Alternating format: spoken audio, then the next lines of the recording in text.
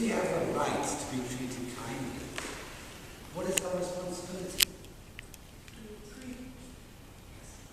To treat other people kindly too, isn't it? So really, when we have rights like this to be treated well, we must also treat other people well, mustn't we? That's right. What is your next one?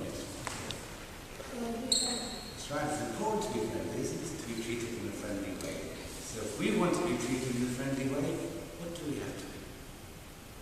You tell me now. If we have a right to be treated in a friendly way, what must we do to other people? You tell me, Alexander? You're going to tell me, you're going to giggle away like a bit.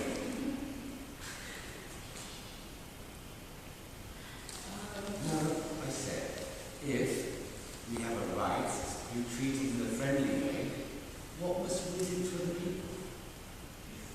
We must be friendly to each other, mustn't we? You're very good.